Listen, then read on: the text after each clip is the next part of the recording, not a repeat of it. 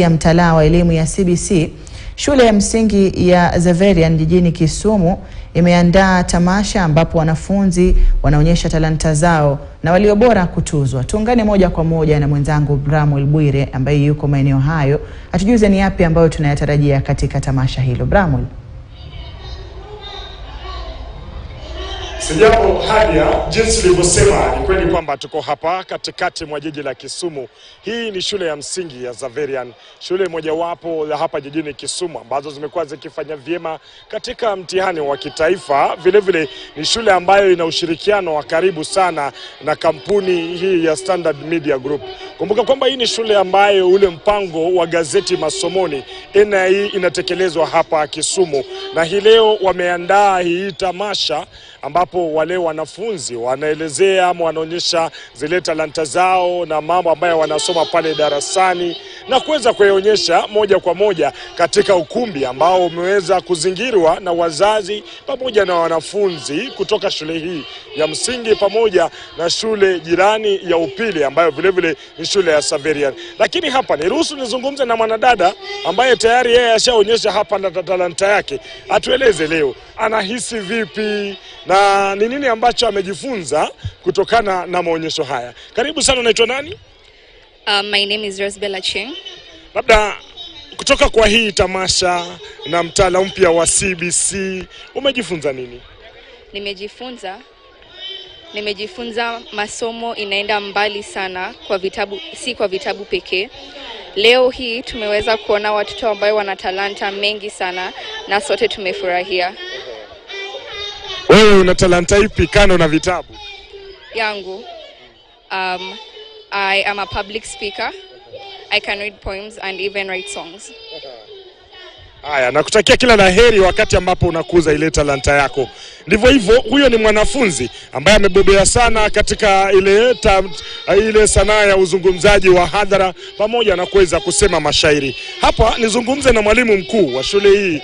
Mwalimu, hujambo? Karibu sana kwa KTN News na shukrani kwa kutenga muda wako kusema nasi. Leo umeandaa hafla hii ambapo wanafunzi wanaonyesha talanta zao kwa wazazi pamoja na wanafunzi wengine. Labda nini kimekuchochea sana wewe kuweza kuandaa tamasha hizi? Utamwangalia. Asante sana. Kwa jina naitwa George Polo.